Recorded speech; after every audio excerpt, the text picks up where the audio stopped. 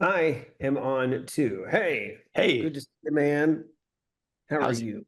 I'm doing well. I'm fired up. I'm getting caught up on my email. Nothing's greater than a cleared inbox, I'll tell you. It never ends, man. It never ends. Emails keep coming. And then do you do this where you save them because you want to respond to them later? And the next thing you know, you've forgotten about them. And now it's 2 weeks later and you forgot to respond because you were saving them to respond at a better time.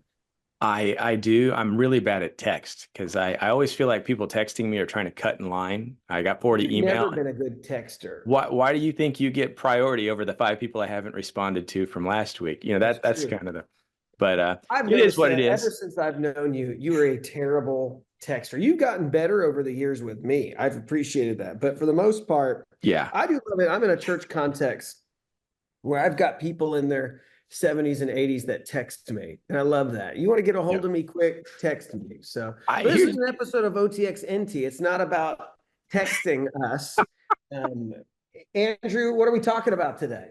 I thought, we're a little late to the game, but it's not that big of a thing because it's still horrible. And that was the Olympic ceremonies and the just abject paganism that we saw. And now that people are through it, people kind of got all upset about it on the front end and then forgot about it, watched the Olympics, and now it's over. I do think it's time now that the dust has settled a little bit to maybe just talk about that in light of a biblical worldview. Why are we upset? Why should we be upset, or should we not? So that's where we're headed today, I think. What do you think? I think that's exactly what you have to say. I think this is what we want to talk about. Let's do it. All right, well, let's pray and dive in. Join me, if you will, in the Lord's Prayer. Our Father, who art in heaven, hallowed be thy name. Thy kingdom come, thy will be done on earth as it is in heaven. Give us this day our daily bread, and forgive us our trespasses as we forgive those who trespass against us. And lead us not into temptation, but deliver us from evil. For thine is the kingdom and the power and the glory forever and ever. Amen. Amen. All All right. So, right. how do you want to start with? What do you think? I You want to think start with the opening? the opening, the truth is I was kind of busy and I was coming off vacation and I didn't watch it real time. I just saw all the kind of response. And then it just seemed to be so horrible that I really didn't want to feed that to my soul. So I didn't want to watch it. But the thing I did see was some really disturbing images. And then I thought the thing that was really kind of the highlight of the blasphemy was the portrayal of the Lord's Supper Yeah. by just this kind of transgendered thing feasting on some blue guy. And this is something that Well, the blue guy bothered is a lot what's of supposed people. to be like Dionysus. Isn't that who he's supposed to be?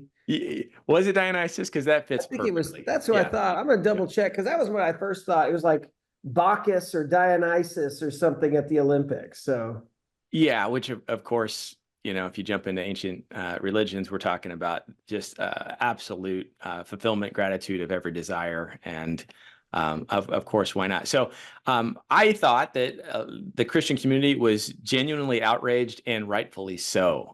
What did you think? Do you think that this is no big deal, and isn't this just beautiful expression of um, look, yeah. So I think it was like, why on earth would you specifically target Christians? I will say this. Here's my one thought. There is nothing there is nothing particularly holy to me about Leonardo da Vinci's Last Supper. So, I don't care about his painting. That's not the Bible. It's a depiction. I feel like the Last Supper was dragged through the mud with Da Vinci Code and all that kind of garbage that they were trying to figure out in the painting and all that. So, whatever. It's whatever. And but it was a very clear. Here is the Lord. Here is the Last Supper, and we're gonna put, and it is, they've confirmed, or at least other people said, there was Dionysus, and he is he's one of the Greek gods of. I mean, that's who you want to party and you want to fool around. That's who you are now. Which, by the way, captures really the essence of our culture. We haven't done this yet. Where is it? I think I got my book in the bag. Maybe I don't. Oh, I do have the book in my bag. I finally almost finished this. oh Uh, yeah. The Return of the Gods by Jonathan Cahn. I actually thought it was really interesting. that I mean, the whole argument of this is he looks and says, we as the West have just welcomed the gods, the pagan gods of the Canaanites. And I think he makes a good point in that, especially if you believe that these are real dark beings, that we are truly like bringing in the spirit of the age with them. But yeah, I think yeah, it was very clear imagery that we go from, hey, here's the Christian one, but we're going to totally change that and put alphabet people in there very particularly in there, and then also put in Dionysus as well, and then put in drag and all that kind of stuff. Like it was very targeted at Christians. Yeah. Like I said, I don't care so much that it was Da Vinci's painting, because that's not in and of itself, but Yeah. all the imagery of that piece was definitely problematic, and I absolutely hated it. Yeah, it's something, and of course, the whole thing leading up to it was strange references, demonic type imagery. It was just very, very, very odd, right? And I listening to Al Mohler and others just over the years, the idea of transgression and the kind of strategic way of moving a society is to transgress something that is very offensive, and then you back up a couple steps, but you take 4 or 5 steps forward, you apologize, but you're further and further down the road. And this kind of approach, what happens is you just start running out of things to transgress. At some point in time, nobody's that offended, and so you have to get more and more radical. And I think we're seeing that because there's just no real, it doesn't even make sense. It's just trying to be very provocative. And it is okay in our Western culture to really be offending Christians, but it's not so okay to offend others, right? And I think that's always an interesting double standard. But the goal is to move away from any Christian route towards whatever is the leading edge of this new secular world that we're carving. My favorite line was, though, that the organizers apologized to anyone who was offended by the tableau that evoked Leonardo da Vinci's Last Supper, but defended the concept. We're sorry if you were offended. The greatest Really. non-apology of all time. What's so crazy too is our society is built upon victimization and being offended on somebody else's behalf, right? We need to change the name of football teams because somebody's offended on behalf of a Native American, even when the Chiefs are saying, no, we like the name. And so we have to change these names because somebody might be offended or could imagine offending somebody someday. But if you're offending Christians, hey, that's okay. That's the group that's all right to offend. And so obviously they knew what they were doing. And I think it's interesting because to me, it showed the attempt to compromise with the moving secular world leads to this type of situation where you have no foundation with which to be upset. And feel free to jump in, but my thought here is, Keep talking, man. why would we be offended, right?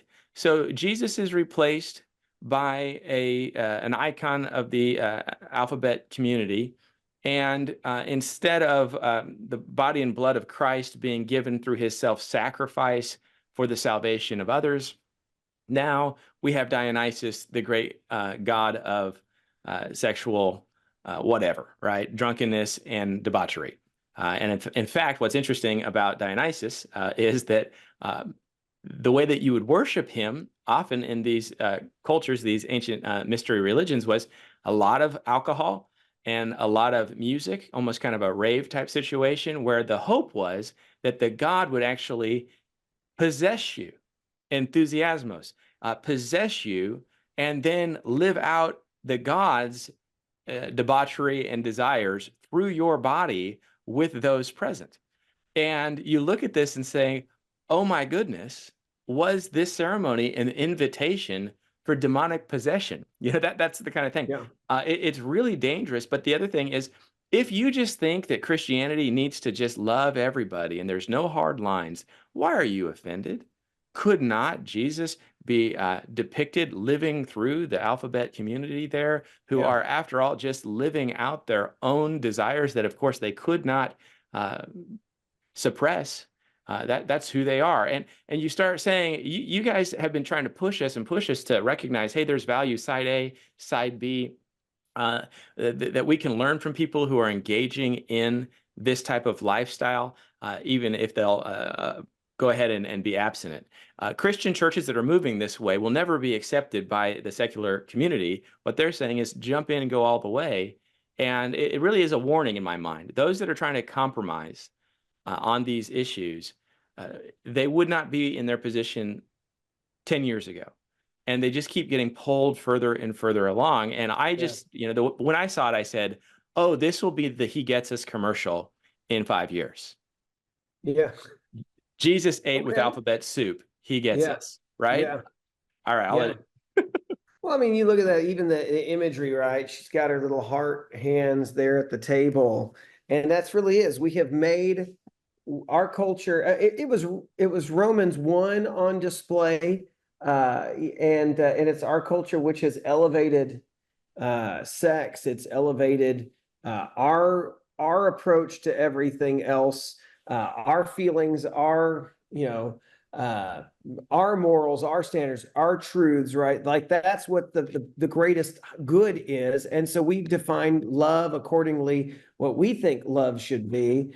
And that's what you see playing out here is this imagery is to them, this is pushing people to say, you're not really loving because you don't affirm and love like we love. And all of that. And then, and it's not just here's the table. Then it's this, let's also bring in the party gods, right? And the kind of eros kind of love that we're talking about. And so that to me is you just see, it doesn't stop with, we need to expand your love definition. It goes way deeper. And it then takes a very pagan turn of, it needs to include all these other things, which is, so to come back and bring this book up, some of that could be considered. I mean, some of those are like, these are these rituals that are being done very publicly for that reason, right? That we're also inviting these spirits, these things back in to our culture and our world that way. I mean, that's what I would think. I mean, but here's the other thing. So let's talk about a couple other things I thought were interesting. So first off, Olympics, if you look at like what everybody got, right? I mean, obviously everyone's complaining. I don't know if you saw, like everybody got the hard cardboard beds, all the Olympic athletes, but like with that, they give a ton of condoms with every athlete because it's a huge just mix up of people there at the Olympic, headquarters or whatever it's called, the village. And so that's already part of that culture and that world. And they're just putting it on display now of like, this is who we are as the Olympia, at least the West is. The West wants to go that way. They've been captivated by that. What was also really peculiar to me is within that ceremony is what's the significance of this horse? I don't know if you saw that too. Did you see the horse riding? And it's like, I don't know. I mean, everybody wants to pick and choose, but there is some weirdness of like, it does look like you've got death or like Grim Reaper kind of a look riding on this horse. And is that the same? Are they, it to me seemed like they're picking images on purpose. And this is not just like, hey, what if we just like, not like a Jackson Pollock, let's throw stuff at the wall and see if it looks good. But like, let's put the Last Supper. Let's replace the characters with this. Let's put Dionysus here. Let's put this dark horse with a rider who's got, probably looking at Revelation 6, right? The pale horse with the rider named Death. Hades follows after him. Like, what is that all about, right? What are they trying to symbolize in all of that? Are they trying to symbolize that, hey, we're ushering in? Like that's what I want to know is the meaning behind it. Are they just reflecting that this is that this is the death of when we start with the supper, right? We're bringing in the new age. Or is this more symbolic? Did they not even know truly what they were marking when they were doing it? Like there's a lot that I just wonder about what was the purpose of all of this. That is a little odd for sure. Yeah, I think I don't think there was cohesion to most of this. I just think it was, let's just have the most offensive, anti-Christian, anti-uptight people images that we can conjure. And yet it is begging God's judgment. And I think that that's the part that, we need to pray for the folks that are putting this together, because God will not be mocked, right? Those who sow in the flesh will reap corruption, and those who sow in the spirit will reap everlasting life. The whole idea that the rainbow has been co-opted by this community is a request for God's judgment. The rainbow was a sign God gave to say, I won't destroy the world this way again because of the mass sin and violence across the planet. But it was a sign of, I won't do it this way, but also a reminder that I did destroy in the past. And then we have prophecy of God's coming destruction that they're inviting. They're entering into the apocalypse with these images of the horse. And of course, this is when God will rain down his judgment and pour out the vials upon the earth. And they're almost begging him to do it. And what they're really trying to say, I think, is like that old college professor who says, if God really exists, I'm going to drop this pencil and I want him to stop it from falling. Well, God will not be mocked and you will be judged. But it does show the arrogance of the sinner and the absolute just trying to prove that they know that there is no God and there is no repercussion for my sin. But at the same time, if they didn't really care about God and his judgments, they wouldn't be concerned about borrowing these images and mocking them. It really shows in my mind that God is still pricking their hearts and convicting them for their sin. And so the response to that, rather than repentance, is a flamboyant mockery of God. And this, in my mind, is a preview of hell. When we think of hell and we look at, oh gosh, torment for that long, what if people would repent? Would God let them out? And the answer is they would never repent. The heart will continue in its rebellion, even in the midst of judgment. And I think that's what we're going to see. Of course, it was fitting in my mind for France to be the country to host something so horrible, because France re-identified itself completely as an anti-Christian nation after its revolution, and it has really kind of been projecting that rebellion of Christian foundation since. So the West, I think, was offended. In fact, I think the Orthodox Church was offended. It was helpful to have a global rebuke of this, and yet very few people allowed it to keep them from watching the games and watching concluding ceremonies. And it does prove that Americans and the world, to some degree, are really addicted to entertainment. And unless we're willing to say, I don't need that in my life, and it's not about a boycott to prove a point, it's just about saying, I'm not going to give my attention and my funding to things that hate my faith and are seeking to destroy my faith. And I really think it's important that Christians take some stands on these things.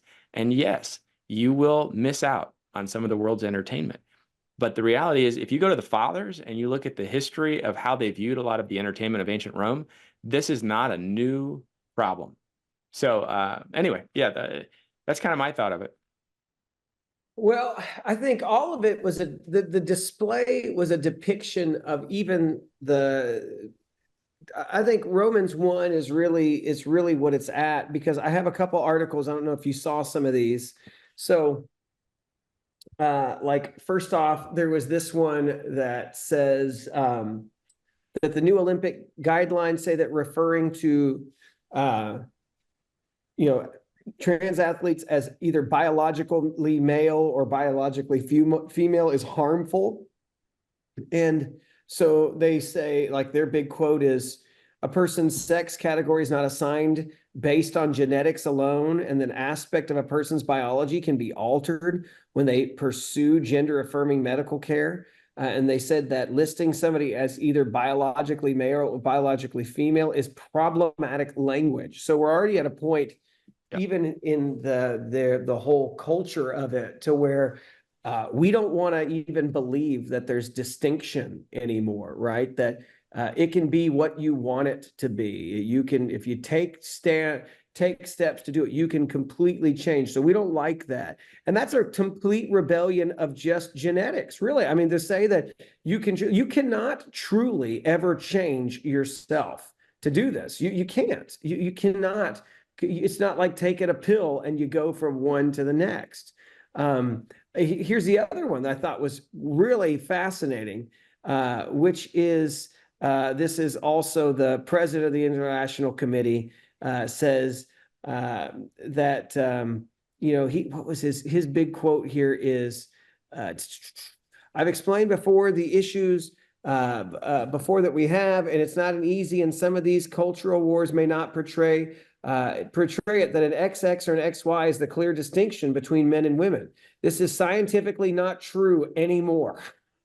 And therefore, these two are women, and they have the right to participate in women's competition. This has nothing to do with inclusion in any way. So he's talking about when the outrage over the two men that beat the snot out of the women and took gold medals in boxing.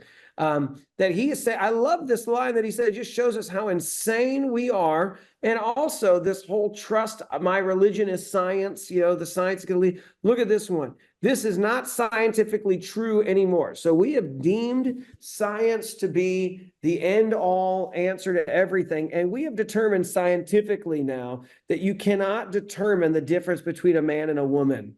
XX and XY does not mean anything anymore to us. Right. Fascinating. Yeah. And notice they don't like to use the term male and female because those are more biological terminologies. And what it still reminds me of how we got a Supreme Court justice, the first Black woman to the court, who doesn't know how to define the word woman.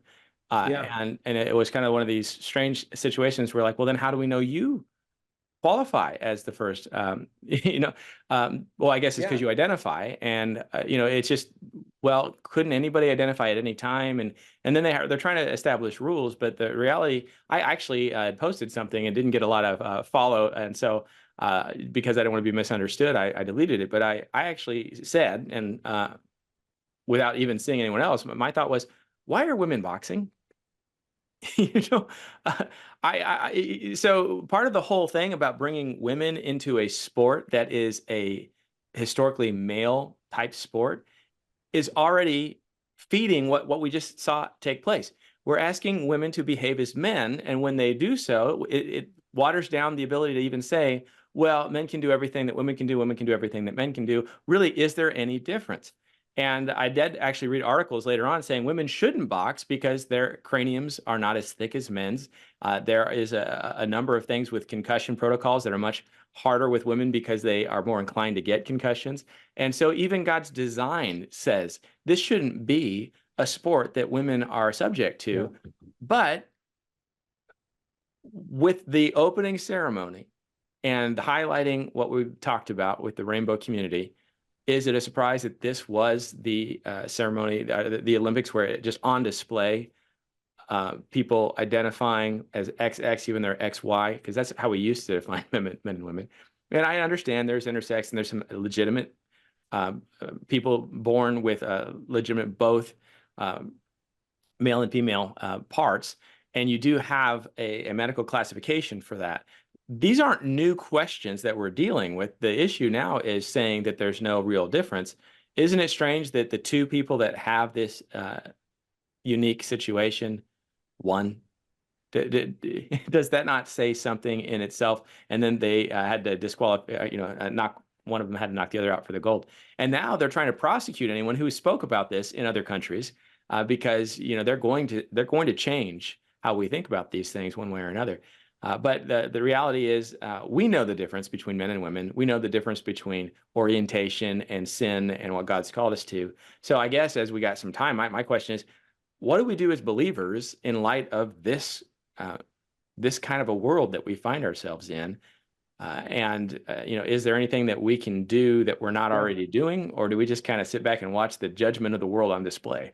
I think this should force Christians to go back and just view, like you and I have said many times, we do so much without thinking theologically, right? Like, what do we believe the scriptures teach about the roles of men and women? And should we, just because we're in America or we're in the West that says there's no distinction, anybody can do anything, is that necessarily true?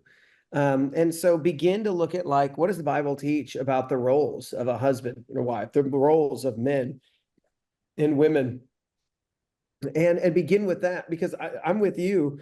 These have forced new questions that, like, I just saw one even today. there was a discussion that was online of in light of the previous assassination attempt on Donald Trump.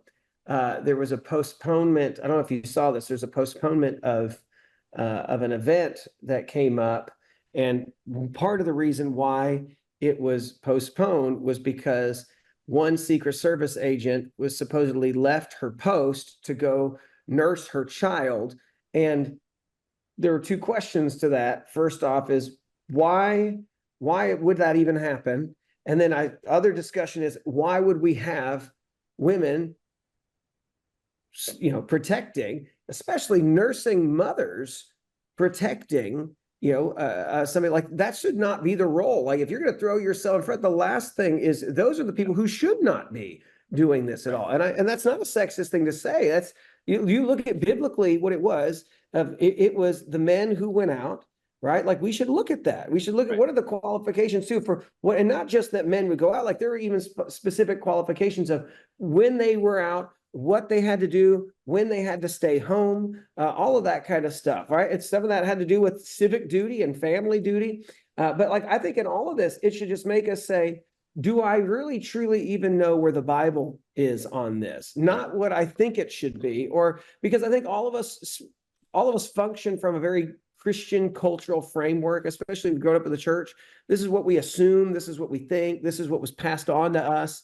And go back to say, what do we truly see in the scriptures so that we can make clear lines, right? Because the lines are blurred beyond belief now. And we need to have strong, clear lines of what do we truly see is that. There might be some critique of our current Christian cultural view, of how we've shaped it to be that need to come, but the text itself needs to be the one that gives us the viewpoint of how to interpret and understand all of this, and not just how I feel or what the culture should say, what the culture is saying. Yeah, I think that's a great point. We have to go to the Bible and be changed by what it says, and not assume that the church I grew up in or the status quo of 20 years ago was good enough. And I think that that's a big problem. A lot of people are like, well, when I was growing up, it was like this. Well, when you were growing up, it was probably already down a trajectory that was not biblical. And we need to go back a little further and start laying out some things that are going to help us kind of rebuild and rethink. And there is a lot of freedom, I think, in a lot of these issues. And when we go through it, we try to be balanced about these things. But when it's just normal for women to grow up in the sport of boxing, I don't think that's right, and we need to be able to challenge that as well as say, yeah, men shouldn't be fighting women. That's a given, right? But even so, women shouldn't be fighting women. And we need to kind of say, all right, should women serve? And I've addressed this. I wanted to do one of our OTXNTs on women serving in the armed forces. If all women run the risk of being in combat zones, then they're running the risk of dying for their country. And I think a lot of Christians view they're not in combat, so it's okay. But if they're going to be in combat zones, and I've been down and seen the names of many women on walls at Fort Huachuca and at Luke Air Force Base, and it doesn't sit right with me ever when that is something that our society is applauding. And many churches would say, this is wonderful. Our young lady is going to go do this. Women have a role, and we have to be really careful to how we define it, but we're so afraid to say, maybe there would be something better. Maybe it would be wonderful if you could do something that would allow you not to risk your life for the nation, and you could still contribute, maybe have access to a revenue, support your family. But we want your husbands to die for you, not you to die for your husbands. And when you find out widowers who husband and wife were both in the service and the woman died and he's taking care of the kids, something is out of sorts. And that's not, of course, there's exceptions that happen in life, but when those are becoming kind of normal stories, we're off track. And I think the church needs to speak to these things. So, my thought with this is have some guts and have some just discipline to say, if something's going to mock my faith, I'm just going to not give them my attention or my money. I'll go pray, go do something more productive with your time and with your entertainment. And then if we're seeing mass shifts in the worldview that we're in, we need to address those with Scripture, and we need also to protect our little ones from seeing this as normal. And that means we need to be really careful about who we allow to have influence on our kids. And as husbands who have influence on our wives, we have to look after them too. 100%, man. I want to kind of wrap this up. I know that we've got to go, but I mean, I keep coming back to some of the things that you see that were on display, right? Of this, you look and you see, I think that from the very beginning of here's what they did to put on display, to the decisions that were being made, to the policies that are being set, to the way that they promote the lifestyle of what they even want for their athletes. Romans 1:24, therefore God delivered them over to the desires of their hearts, to sexual impurity, so that their bodies were degraded among themselves. They exchanged the truth of God for a lie and worshiped and served what has been created instead of the Creator, who is praised forever. And then it goes on, right? It says, for this reason, God delivered them over to disgraceful passions. Their women exchanged natural sexual relationships for unnatural ones. The men in the same way also left natural relations with women and were inflamed with their lust for one another. Men committed shameless acts with men, received their own persons the appropriate penalty for their error. And they didn't think it was worthwhile to acknowledge God. God delivered them over to a corrupt mind so that they do what is not right. And I think about that even on display, and even in their decision making, they are completely flipped into. We've exchanged even in roles of what is to be done, decisions that are to be made, and we will not even reflect that we see there is differences in men and women in sport. Like that it's just insane. And so I think that all kind of ties it up, right? The ceremony in a way was not that far off from what they're trying to do, on behind the scenes in terms of how they're running it. It's quite crazy. So man, that's all I got though. I think there's a lot of little details to pick up. None of that thing is, and I will say this, last thing I want to say to this, I think this ties in from last year with the whole Target business. Symbols and imagery mean something. Yes. And I don't think that things that make it to marketing, things that make it to TV at a certain level like that, are just in error or they didn't know. I think there's a lot that goes on in our culture today. When they're in hot water, you pretend as if you were just ignorant. But I do think symbols mean something. And I think we have to pay very close attention to the symbols that we see, because they're chosen for a reason. And what does that mean? What are you trying to depict? And there might be an enigma to some of that because it's a symbol. But we need to pay attention to the symbols that are being used. And what's being thrown out there. I don't think look, there's millions of YouTube videos you could go through and they look at symbolism that people in music videos and all of that. And I think there's something legit to say to even the artistry of a culture, to people. It's there and some of it's hidden, but it's still there.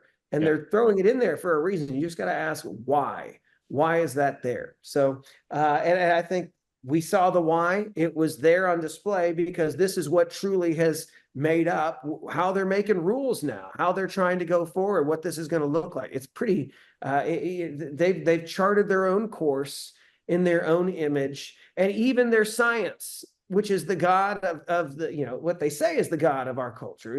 I don't, it's that famous line from Nacho Libre, I don't believe in God, I believe in science, right?